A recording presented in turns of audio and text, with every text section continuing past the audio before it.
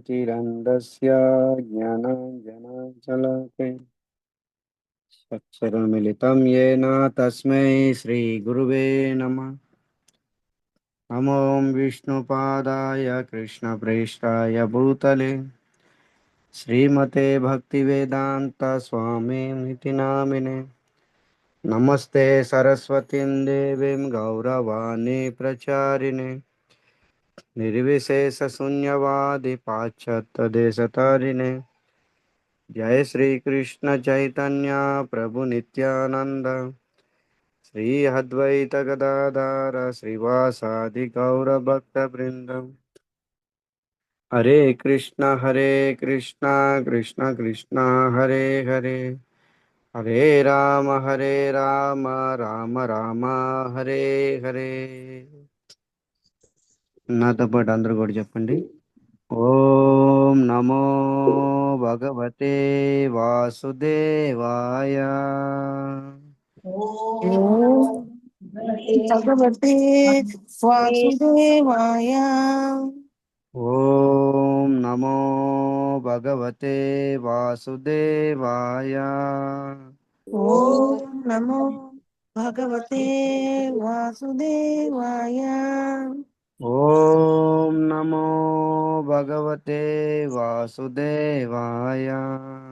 ఓం ఓం నమో భగవతే వాసుదేవాయ. వైష్ణవులందరికీ నా హృదయపూర్వక ప్రణామాలు. జూము సత్సంగానికి విచ్చేసిన భక్తులందరికీ స్వాగతం, సుస్వాగతం. హరే కృష్ణ. हरे कृष्ण प्रभु। हरे कृष्ण प्रभु जी, दंडवत प्रभु जी। హరే కృష్ణ. దండ ప్రణామం.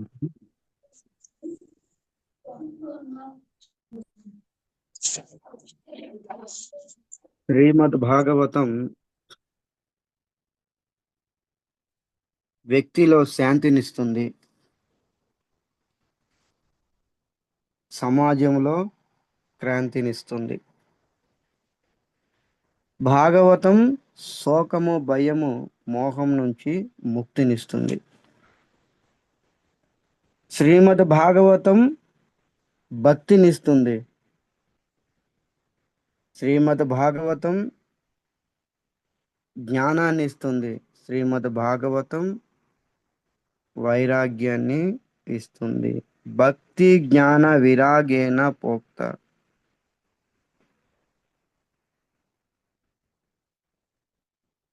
భాగవతం రసామృత గ్రంథం అన్నమాట. శ్రీమద్ భాగవతము రస అమృత పానం చేపిస్తుంది. ఇలాంటి భాగవతం మనం అందరం కూడా శ్రవణం చేస్తున్నాం.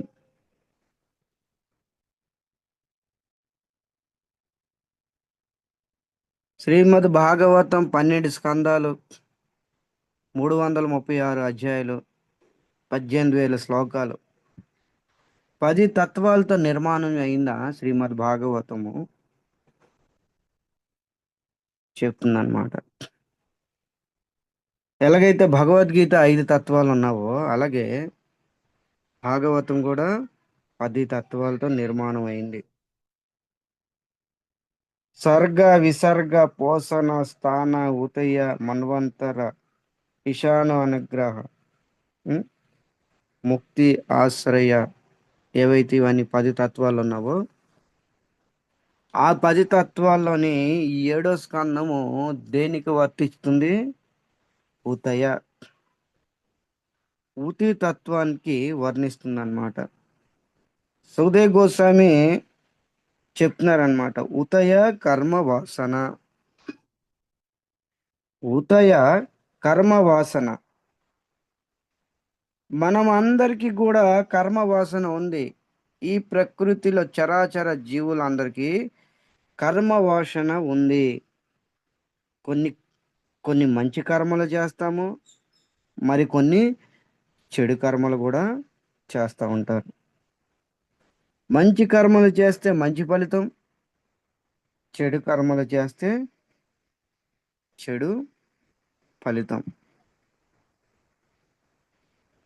సైంటిస్టు న్యూటన్ కూడా ఈ సిద్ధాంతాన్ని కూడా స్థాపించాడనమాట. Every action opposite reaction. ప్రతి క్రియకి ఒక వ్యతిరేక క్రియ ఉంటుంది. ఆపోజిట్ క్రియ, వ్యతిరేకమైన క్రియ ఉంటుంది. క్రియ అంటే ఏంటి? కర్మ. ఈ కర్మ అనేది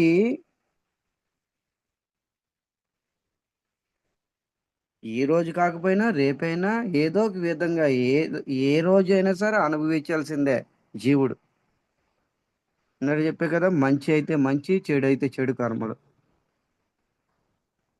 సో మంచి అనేది ఈ రోజే దొరకదు. అలాగే చెడు కర్మ చేస్తే ఈ రోజే, రేపు, ఈ సంవత్సరం, ఈ జన్మలోనే దొరకపోవచ్చు. ఏ జన్మలోనైనా ఈ కర్మ ఫలితము అనుభవించవలసిందే. ఒక్కొక్కసారి ఈ జన్మలోనే అనుభవిస్తాము, ఒక్కొక్కసారి ఈ జన్మలోనే వెంటనే అనుభవించవచ్చు. సో ఇవన్నీ సూక్ష్మ సిద్ధాంతాలు, భగవంతుడు తప్ప జీవుడికి ఎవరికి అర్థం కావన్నమాట. హిరణ్యకశిపుడు చాలా చెడ్డ కర్మలు చేశాడు. హిరణ్యకశిపుడు చాలా చాలా చెడ్డ కర్మలు చేశాడనమాట.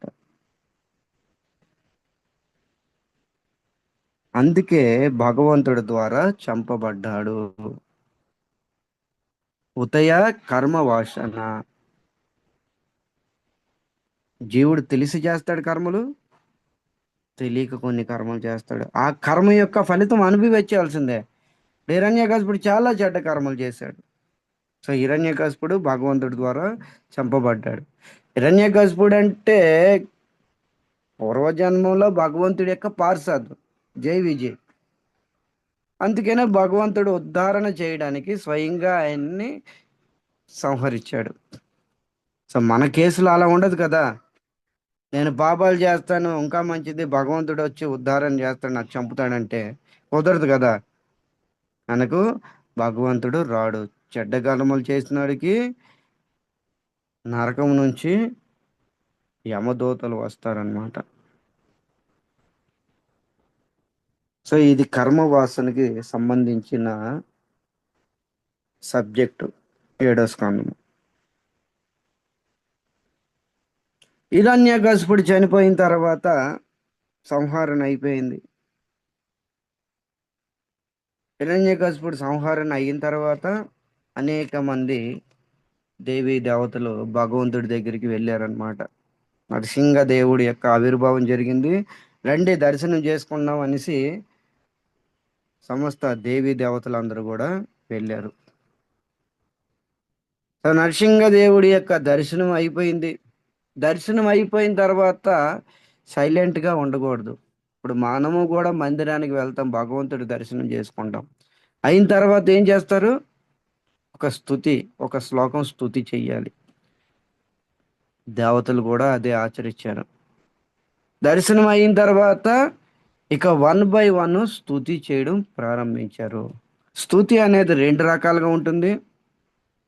ఒకటి అందరూ కలిసి స్తుతి చేయడము, 2 1 by 1 ఎవరికి వాళ్ళు స్తుతి చేయడం. ఇక్కడ ఎవరికి వాళ్ళు వెళ్ళి భగవంతుడికి స్తుతి చేయడం ప్రారంభించారు. మొదటి రోజు విన్నాము, బ్రహ్మగారు వెళ్ళారు, స్తుతి చేశారు. రెండో రోజు రెండో స్తుతి ఎవరు చేశారు గుర్తుందా? బ్రహ్మ తర్వాత ఎవరు వెళ్ళారు రెండో స్తుతి రుద్రుడు చేయడానికి? రుద్రుడు ప్రభుజీ, రుద్రుడు. రుద్రుడు. మూడో స్తుతి ఇంద్రుడు. ఇంద్రుడు. ఇక ఈరోజు 4వ స్తుతి ఎవరు చేస్తున్నారో చూడండి. శ్రీమద్ భాగవతం 7:8-43. మీరు వేదాభ్యాసులకు వెళ్ళి శ్లోకం ఓపెన్ చేయండి, లేదంటే గ్రంథం ఉంటే మీ దగ్గర ఓపెన్ చేసుకోండి. ఈ స్తుతి ఎవరు చేస్తున్నారు? ఇక్కడ పేరేం పేరు ఉంది?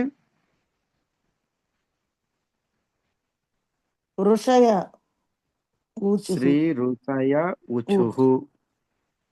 ఉచుహ అనేది బహువచనం అన్నమాట. ఉహు. చాలా చోట్ల భాగవతం అంతా కూడా ఉచుహు ఉవాచ ఉంటుంది. ఉవాచ అనేది ఏకవచనము. ఎక్కువ చోట్ల ఉవాచ అని ఉండిద్ది. శ్రీ భగవాన్ ఉవాచ, అర్జున ఉవాచ, సుఖ ఉవాచ, మైత్రి ఉవాచ, విదుర ఉవాచ. సో ఇలాంటిది ఉవాచ అనేది సింగిల్ పర్సన్ చెప్పడం చెప్తున్నారు. ఇక్కడ ఉవాచ కాదు, ఉచుహు. సో గోపి గీతలో కూడా ఉచుహు అని వస్తా చూడండి. ఎవరైతే గుంపుగా వచ్చి పలుకుతారో దాన్ని ఉచుహు అంటారు. అంటే ఎంతో మంది, బహువచనం అంటే ఎంతో మంది. అందుకని ఇక్కడ ఎంతో మంది ఋషులు వచ్చి ఉచుహు పలుకుతున్నారు. ఏంటా పలుకులు? స్తుతి ద్వారా భగవంతుడికి ఏదో చెప్పాలి అని అనుకుంటున్నారు. అదేంటో స్తుతి మనము ఇప్పుడు తెలుసుకుందాం. ముందు పాడతాను, దాని యొక్క అర్థము విస్తారంగా మనం తెలుసుకోవడానికి ప్రయత్నం చేద్దాం. శ్రీమద్ భాగవతం 7:8-43. శ్రీ ఋషయోచుః త్వాం తాంస్తపం పరమాత్మా యదాత్మతేజో ఏనేతమాది పురుష ఆత్మగతం ససర్కదా తద్విప్రలోక్తమమునాత్య శరణ్యపాల రక్షాగృహీత వపుషా పునరస్వమం స్త రక్షాగృహీత వపుషా పునరత్వమం స్త. ఋషులందరూ కూడా పెద్ద పెద్ద ఋషులు, ప్రాముఖ్యమైన వాళ్ళు చూడండి. ఋషులందరూ కూడా అంటే కోటాన కోట్ల ఋషులు ఉంటారు, అలా కాదు. ప్రాముఖ్యమైన ఋషులు ఎలాగైతే నారద, ఆ, భృగు, అంగీర, ఇలాంటి వాళ్ళు మీ దృష్టిలో ఎవరు వస్తే వాళ్ళు అనుకోండి, ఊహించుకోండి. మీ మైండ్లోని ఎవరైతే వస్తారో వాళ్ళని ఊహించుకోండి. ప్రముఖమైన ఋషులు భగవంతుడి దగ్గరికి, నరసింహదేవుడి దగ్గరికి వెళ్ళారనమాట. వెళ్ళి ఈ విధంగా చెప్తున్నారనమాట. ఋషులు ఈ శ్లోకం చెప్తున్నారు. ముందు ఈ శ్లోకంలో ఋషులు 2 సంబోధనలు ఇచ్చారు చూడండి. సంబోధన చాలా ఇంపార్టెంట్. శ్లోకానికి ముందు సంబోధన ఇంపార్టెంట్. ఈ సంబోధన అనేది ప్రీతికరాన్ని ఇండికేట్ చేస్తుంది. ఒక మహిమవంతమైన ఒక శబ్దానికి ఇండికేట్ చేస్తుంది. ఏదైనా ఒక ప్రీతికరంగా మేము పిలిచామనుకోండి, దాన్ని ప్రీతితో పిలిచేదాన్ని సంబోధన అంటారు. హరే కృష్ణ మాతాజీ, హరే కృష్ణ ప్రభుజీ. సో ఏ విధంగా అయినా సరే, హరే కృష్ణ బ్రహ్మరంభ మాతాజీ. సో మనకన్ని పేర్లు లేవు, మనలో ఉండవు కాబట్టి, మనలో అన్ని గుణాలు లేవు కాబట్టి ఒకటే పేరు. అయితే దీక్ష పేరు, అయితే తల్లిదండ్రుల పేరు, 2 పేర్లు ఉంటాయి. సో భగవంతుడు అనంతుడు, అనంత గుణ సంపన్నుడు. ఒక్కొక్క గుణానికి ఒక్కొక్క పేరు ఉంటుంది. అందుకనే ఆ గుణ సంపన్నుడు తగ్గట్టిన వాడు కాబట్టి ఆయనకి అనేక నామాలతోని, అనేక సంబోధన యొక్క అర్థాలతోని దేవీ దేవతలు సంబోధిస్తూ ఉంటారు. సంబోధన అనేది చాలా ఇంపార్టెంట్. సంబోధన లేకపోతే ఆ స్తుతికి అర్థమే ఉండదు. ఏదో ఒక మూల ఏదో ఒక చిన్నదైనా ఉంటుంది. ఎంత విస్తారం లేకపోయినా చిన్నదైనా ఉంటుంది అనమాట. అలాగే ఈ ఋషులు ఈ శ్లోకంలోని 2 సంబోధన ఇచ్చారు. మీరు మార్క్ చేసుకోండి. మొట్టమొదటి సంబోధన ఏం చెప్తున్నారు? తేనాది పురుషం గతం ససర్కద. ఆది పురుష అని సంబోధన ఇచ్చారు. ఉందా? దొరికిందా ఆది పురుష అనేసి? మాతాజీ సెకండ్ లైన్ లో సెకండ్ లైన్ లో 4th లెటర్. రెండో లైన్లోని ఏనాది పురుష, ఆది పురుష అనేది భగవంతుడికి సంబోధిస్తున్నారు అనమాట. ఏడో స్కందం ఇక అన్న రెండోది ఆ ఏడో స్కందంలో 7వ అధ్యాయంలో 43వ శ్లోకం 7 ప్రభు. 7 8 43 7 8 43 8 సారీ. ఏనాత్మ ఆది పురుష నోట్ చేసుకోండి. ఆది పురుష అనేది ఒక సంబోధన. ఇక రెండో సంబోధన 3వ లైన్లోని శరణ్యపాల. చూసారా శరణ్యపాల ఉంది, లాస్ట్ లో దొరికిందా? ఉంది. శరణ్య లాస్ట్ పాల లో ఉంది. లాస్ట్ లో 3వ లైన్ లాస్ట్ లోని శరణ్యపాల ఉంది. ఇక ముందు శ్లోకానికి వెళ్దాము. వెళ్ళే ముందు ఈ సంబోధన ఏంటి, ఋషులు ఎందుకు ఈ విధంగా ఆది పురుష అన్నారు, శరణ్యపాల అన్నారు, దాన్ని మనం క్లియర్ చేసుకొని అప్పుడు ముందు ప్రయాణం చేద్దాం శ్లోకంలోకి. ఇక్కడ ఏం చెప్తున్నారు? ఆది పురుష. ఆది పురుష అంటే ఆది పురుషుడు. మేం మిమ్మల్ని అడిగాం అనుకోండి, మీకు ఆది ఎవరు మాతాజీ? మీ అందరికీను మీకు ఆది ఎవరు చెప్పండి? మీకు ఆది ఎవరు? తాతలు ముత్తాతలు తల్లిదండ్రులు. ఆ తల్లిదండ్రులు కాది వాళ్ళ తల్లిదండ్రులు, ఆ తల్లిదండ్రులు కాది వాళ్ళ తల్లిదండ్రులు, అలాగ చెప్పుకుంటూ పోతే ఎక్కడికి వెళ్తుంది? మను మహారాజ్ దగ్గరికి వెళ్తుంది. ఎందుకంటే మను యొక్క సంతానం మనం అందరం. మానుజ, మానవ అంటారు. సో మను యొక్క ఆది ఎవరు? మను మహారాజ్ యొక్క ఆది బ్రహ్మదేవ.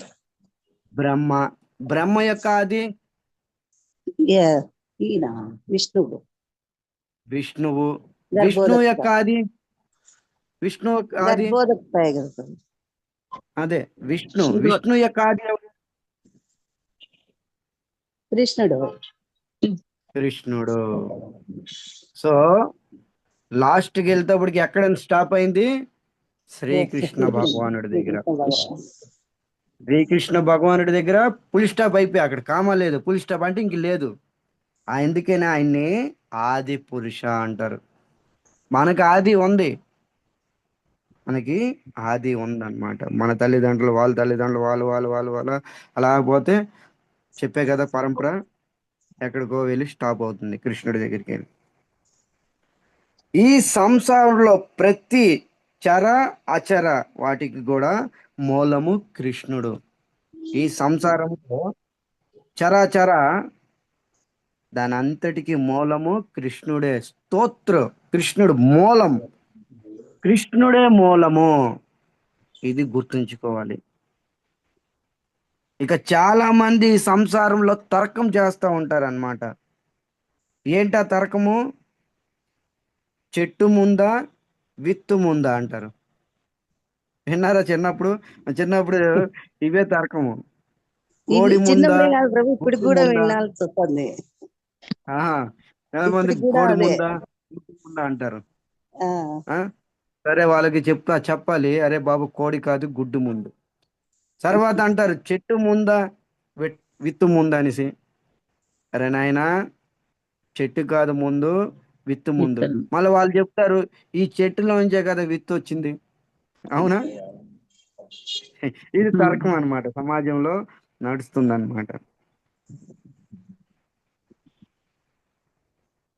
అప్పుడు భగవంతుడు అన్నాడు అనమాట, అరే నాయనలారా, మీరు గొడవ పడమాకండి, మీరు తర్కం చేసుకోమాకండి.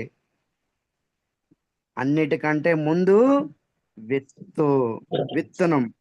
కృష్ణుడు ఏం చెప్తున్నాడు? అన్నిటికన్నా ముందు బీజం వచ్చింది. అన్నిటికన్నా ముందు ఏమొచ్చింది? బీజం వచ్చింది. మరి ఆ బీజం ఎక్కడి నుండి వచ్చిందని భగవంతుడిని అడిగామనుకోండి, మరి ఆ బీజం కూడా ఎక్కడి నుండి వచ్చింది అది కూడా చెప్పండి స్వామి అంటే, అప్పుడు శ్రీకృష్ణుడు అర్జునుడితో చెప్తున్నాడు అనమాట, అహం బీజ ప్రదాపిత. భగవద్గీతలో కృష్ణుడు చెప్పాడు కదా, ఉందా లేదా? ఏమన్నాడు? అహం బీజ ప్రదాపిత. నేను బీజానికి, నా నుండే బీజం వస్తుంది. దీనికి కారణం అహం, నేను.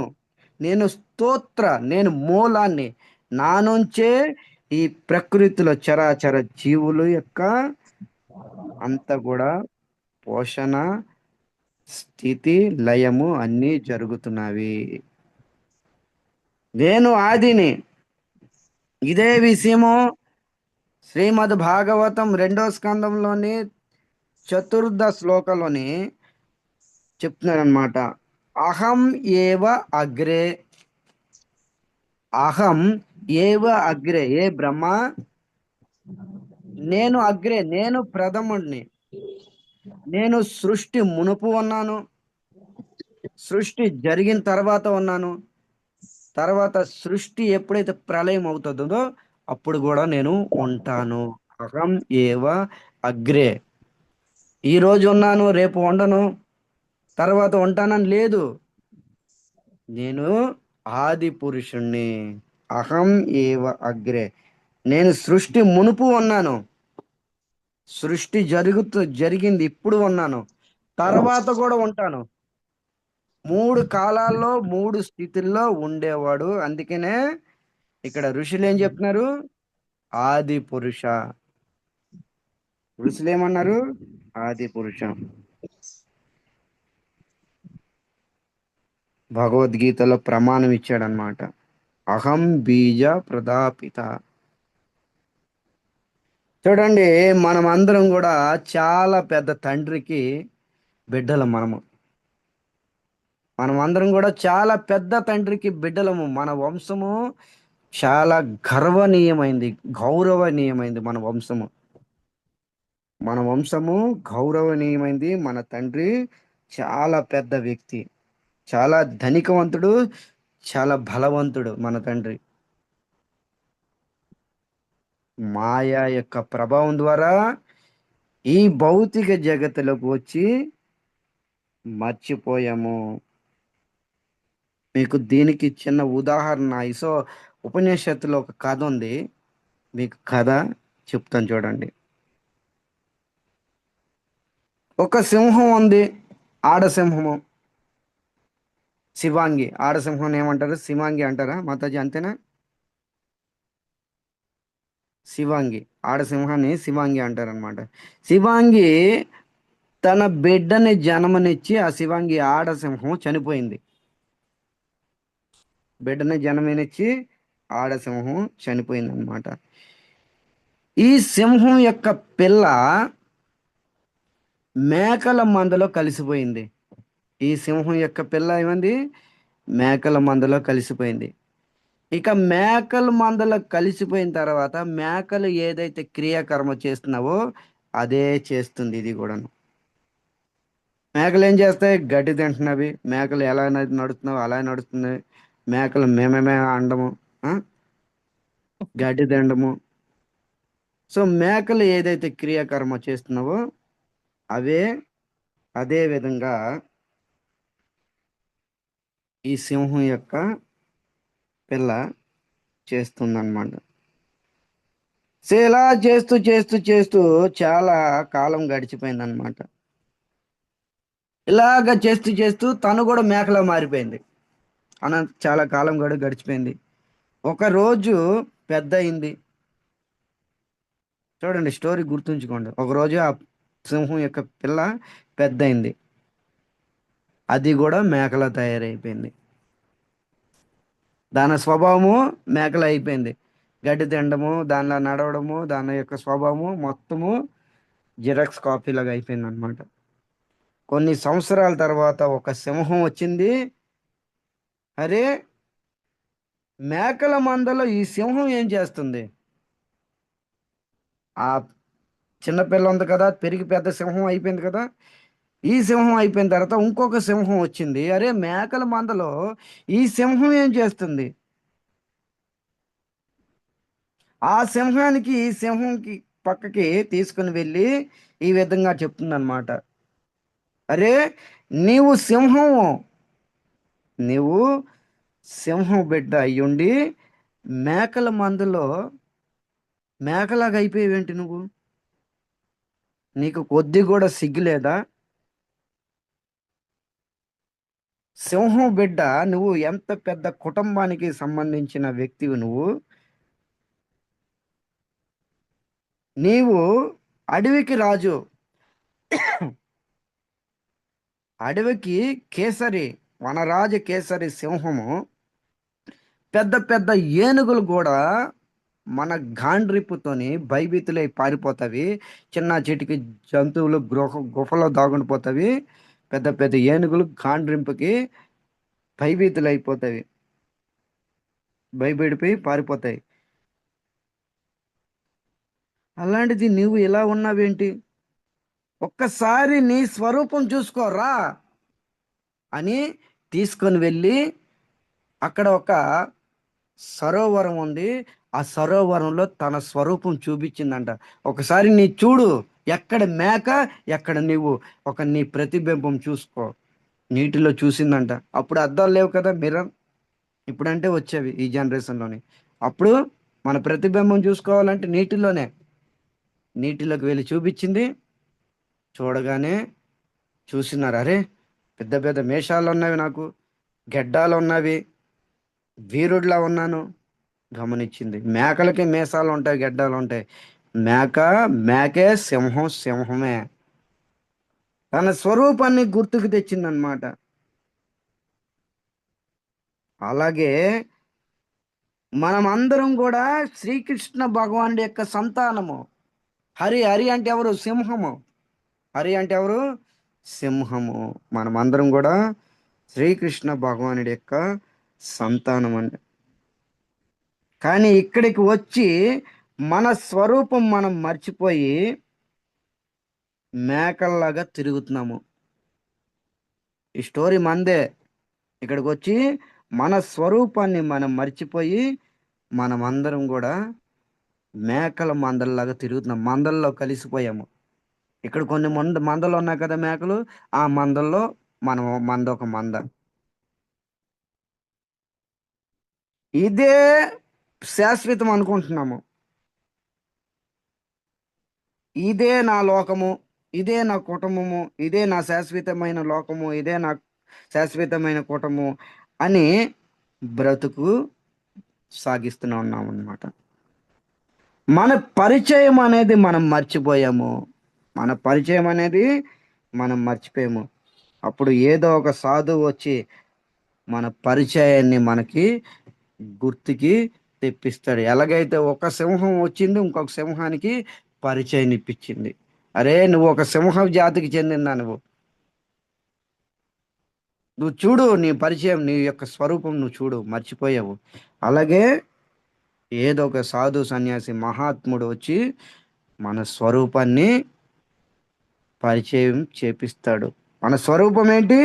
జీవేర స్వరూప హై, కృష్ణేర నిత్యదాస్.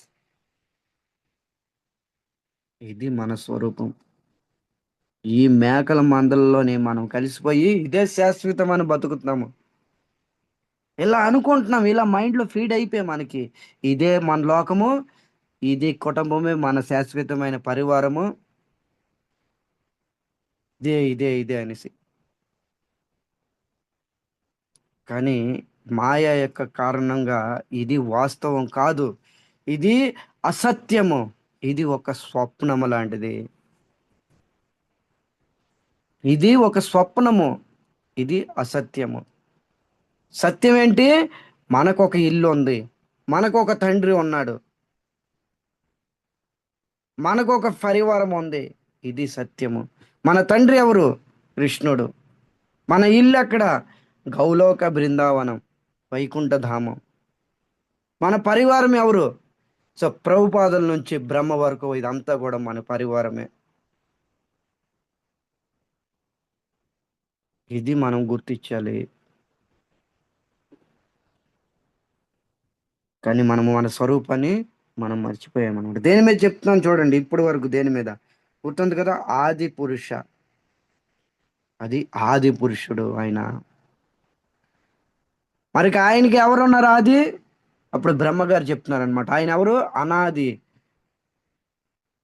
అనాది గోవింద సర్వకారణ కారణం. ఆయనకి ఆది లేదు, ఎవరు కూడా.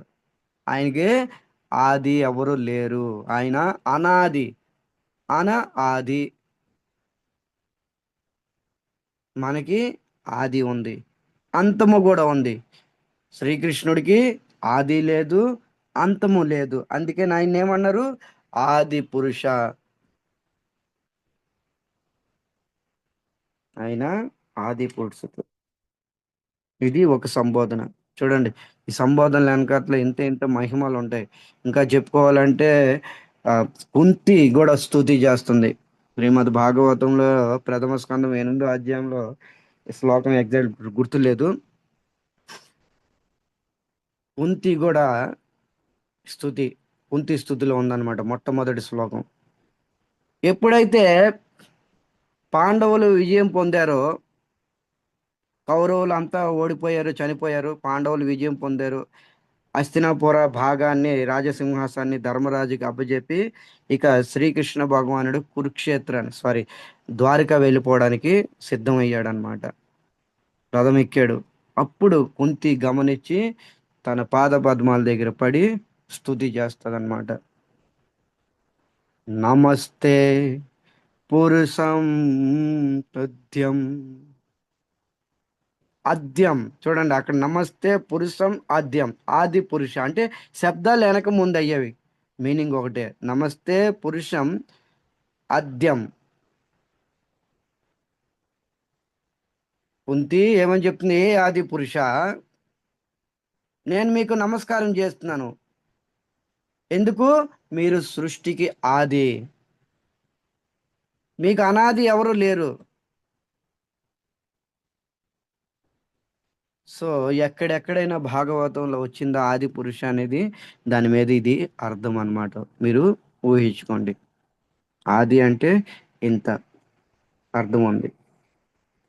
ఇది ఒకటి సంబోధన. ఈరోజు ఋషులు సంబోధిస్తున్నారు ఆది పురుష. చూడండి, ఈ విధంగా విస్తారంగా చెప్పుకుంటే భగవంతుడు కూడా ప్రసన్నం.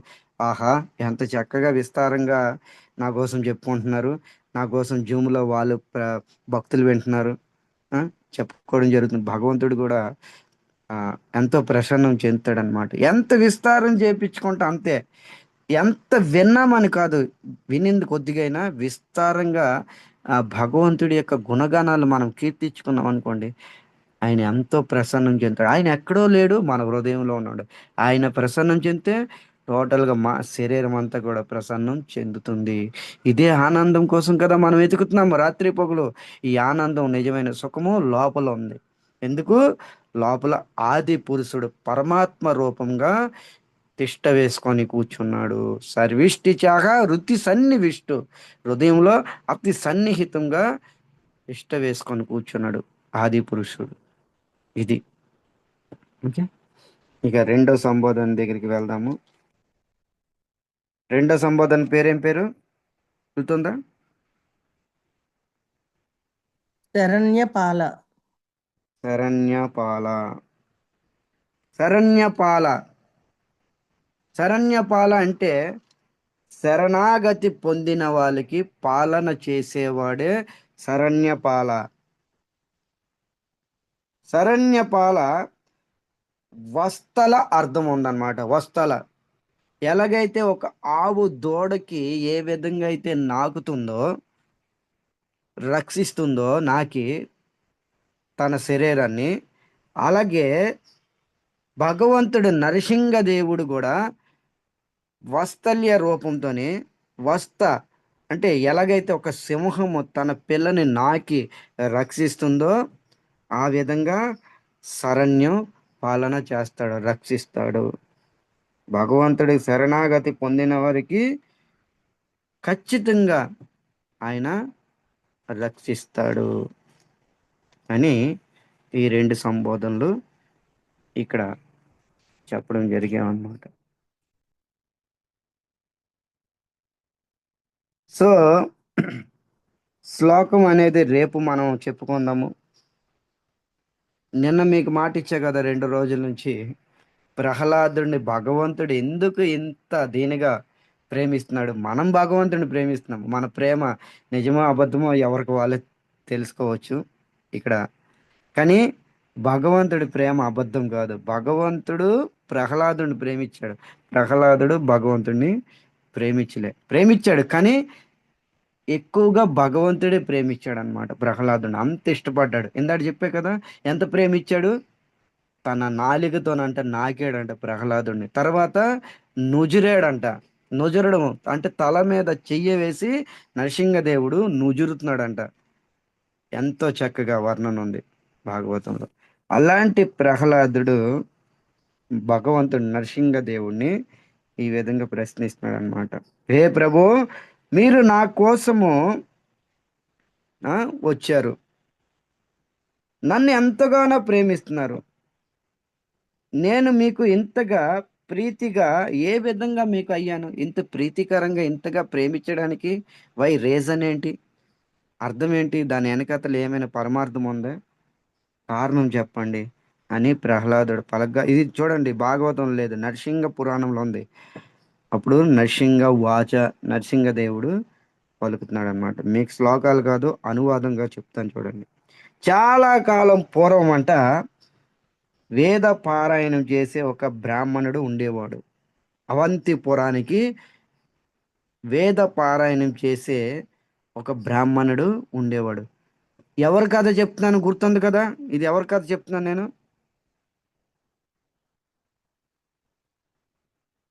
ఎవరి కథ?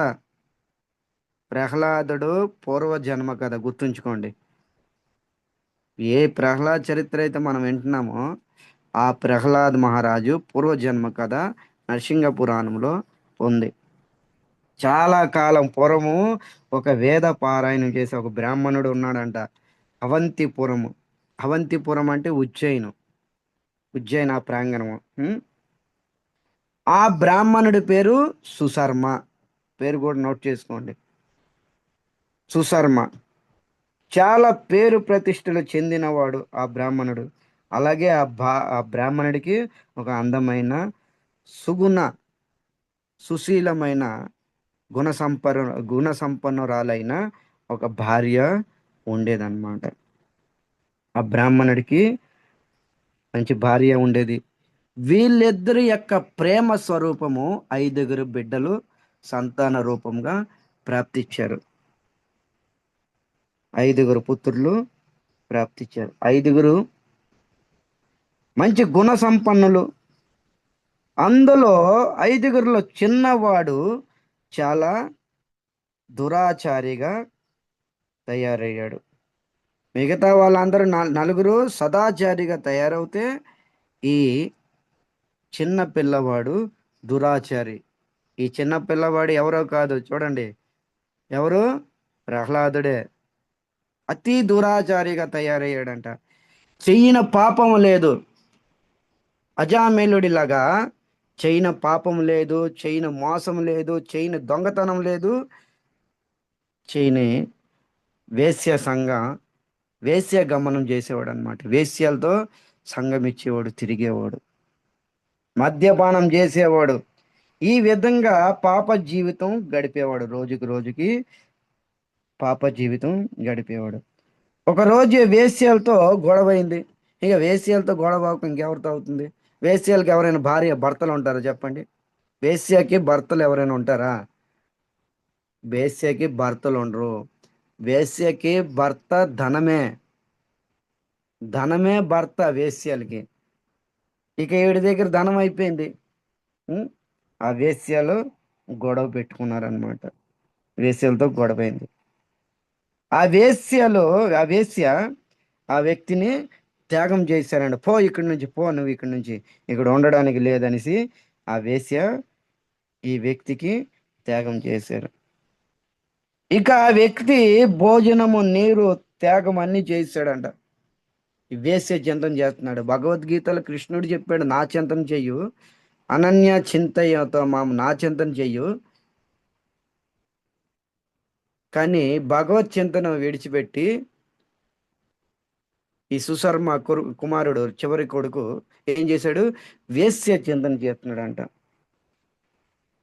వేశ్య కోసము చింత చేస్తున్నాడు. చూడండి ఎంత.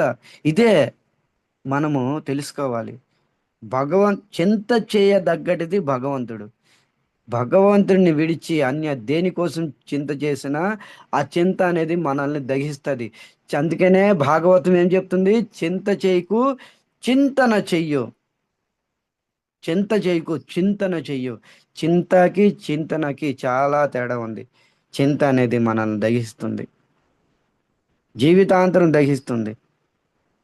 అదే చింతన చేస్తే మనకు మేలు జరుగుతుంది. భగవంతుడు అతి ప్రసన్నమవుతాడు, తర్వాత ప్రాకటితమయ్యి మనకి మేలు చేస్తాడు. చింత చెయ్యొద్దు, చింతన చెయ్యండి. ఎవరికి? హరి కోసం చింతన చేయాలి, నరసింహదేవుడి కోసం చింతన చేయాలి, కృష్ణ రామ కోసం చింతన చేయాలి. సో ఈ విధంగా వాడు చింతన చేశాడంట. వేశ్య ఎప్పుడైతే ఈ వ్యక్తికి త్యాగం చేసిందో ఆ రోజు నరసింహ చతుర్దశి అంట. చూడండి, గుర్తుంచుకోండి. ఈ వేశ్య ఎప్పుడైతే ఈ వ్యక్తికి త్యాగం చేసిందో ఆ తిథి ఏంటి? నరసింహ చతుర్దశి తిథి రోజు. అజ్ఞానంతో ఉపవాసం ఉన్నాడు. అజ్ఞానంతో ఉపవాసం ఉన్నాడు. అజ్ఞానంతో ఏమీ తినలే, అజ్ఞానంతో ఏమీ తాగలేదు కూడా, మంచినీళ్ళు కూడాను. అజ్ఞానంతో భోజనం తినలేదు, అజ్ఞానంతో నీళ్లు కూడా తాగలేదు. ఆ వేశ్యకి ఒప్పించడానికి వేశ్య చుట్టూ తిరుగుతున్నాడంట ప్రదక్షిణ. అదృష్టం కొలిది ఆ తిరుగుతున్న ప్రాంగణము నరసింహదేవుడి యొక్క మందిరమై ఉంది. నరసింహదేవుడి యొక్క మందిరం ఉంది. కానీ వీడికి కామము అనేది ఒక జబ్బు సోకింది కదా. ఇక మధ్యలో ఏముందో కూడా తెలియట్లేదు. వాడికి ఒకటే కనిపిస్తుంది, ఏంటిది? వేశ్యయే. కామాతురాణం నా భయం నా లజ్జ. కామం యొక్క రోగం సోకింది. ఇక వాడికి ఏమీ కనిపించటం లేదు, ఒకటే వేశ్య. సో వేశ్య చుట్టూ తిరుగుతున్నాడంట ఒప్పించడానికి. వేశ్య ఒప్పుకో, వేశ్య ఒప్పుకో, ఒప్పుకో అనేసి. ఈ వేశ్య కూడా తిరస్కరిస్తూ వెళ్తుంది, వీడు కూడా వెళ్తున్నాడు. ఒప్పుకో, ఒప్పుకో, నన్ను స్వీకరించు, నన్ను త్యాగం చేయకు. ఈ విధంగా తిరుగుతూ ప్రదక్షిణ అయిపోయిందంట. ఈ విధంగా 7 ప్రదక్షిణాలు అయిపోయేవి. ఏ రోజు జరిగింది ఇదంతా? నరసింహ చతుర్దశి రోజు.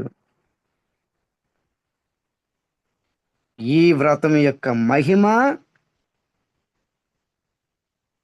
తర్వాత జన్మలో ఉపయోగపడింది. ఈ వ్రతం యొక్క మహిమ భగవంతుడు ప్రహ్లాదుడు చెప్తున్నాడు అనమాట. పోయిన జన్మలో, ఏదో ఒక జన్మలో నువ్వు సుశర్మ కుమారుడివి, వేశ్య సాంగత్యం చేసావు, ఎంతో పాప జీవితం గడిపావు, తెలియకంట ఆ వేశ్యతో గొడవైంది. తర్వాత భోజనం నీరు త్యాగం చేసావు, వేశ్య అనగదలు తిరిగావు. తిరుగుతున్నప్పుడు నా మందిరం పరిక్రమ అయింది. తెలియకంటే నరసింహ చతుర్దశి రోజు నా గుడి ప్రదక్షిణ చేసావు అని నరసింహదేవుడు ప్రహ్లాదుడికి ఈ విషయం చెప్తున్నాడు. చూడండి, నరసింహ చతుర్దశి యొక్క ఎంత ముఖ్య లాభమో. ఫాస్టింగ్ ఉన్నందుకు, తర్వాత మందిర ప్రదక్షిణ చేసినందుకు. ఇదే నరసింహ చతుర్దశి రోజు బ్రహ్మ ఈ సృష్టి నిర్మాణం చేశాడంట. తేనే బ్రహ్మ హృదయ ఆది కవియే. భగవంతుడు కృష్ణుడు జ్ఞానం ఇచ్చాడు కదా కృష్ణుడి బ్రహ్మకి. ఆ జ్ఞానాన్ని పుచ్చుకొని ఒక మంచి ముహూర్తం కోసం ఎదురు చూశాడు. ఆ ముహూర్త కాలమే నరసింహ చతుర్దశి రోజు వచ్చింది. ఆ రోజు అంతా ఉపవాసం ఉన్నాడు బ్రహ్మ. సాయంత్రం సంధ్య వరకు ఉపవాసం ఉండి తర్వాత రోజు పారాయణ చేసి సృష్టి నిర్మాణం చేశాడు నరసింహ చతుర్దశి రోజు. ఇదే నరసింహ చతుర్దశి రోజు మహాదేవుడు ఉపవాసం ఉన్నాడు. ఉండి త్రిపుర అనే రాక్షసుడిని వధ చేశాడంట. త్రిపురాసురుడు 3 పురములు కట్టుకొని ఉన్నాడంట. అలాంటి త్రిపురాసురుణ్ణి వధించాడు. ఎలా? నరసింహ చతుర్దశి పాలన చేశాడంట శివుడు. నరసింహ చతుర్దశి పాలన చేశాడు బ్రహ్మ, సృష్టి నిర్మాణం చేశాడు. నరసింహ చతుర్దశి పాలన చేశాడు తెలియకో తెలుసో ఈ సుశర్మ కుమారుడు. తర్వాత జన్మ ఒక శుద్ధ భక్తుడిగా ప్రహ్లాదుడిగా జన్మించాడు. జై బోలో ప్రహ్లాద్ మహారాజ్ కి జై. జై. జై. ఇది ప్రహ్లాదుడి యొక్క భక్త శిరోమణి ప్రహ్లాదుడి యొక్క చరిత్ర నరసింహదేవ పురాణంలో ఈ విధంగా చెప్తే నేను విన్నాను. ఈ విధంగా వినిన తర్వాత మీ అందరికి కూడా చెప్పడం జరిగింది. ఇక స్తుతి అనేది రేపు పెండింగ్ పెడదాము. ఈ ఋషులు ఏం చెప్తున్నారో అనే దాని మీద మనం చెప్పుకోవడానికి ప్రయత్నం చేద్దాం. అంతవరకు సెలవు. హరే కృష్ణ. ఇక ఎవరైనా ఏమైనా చెప్పాలంటే మీరు చెప్పొచ్చు.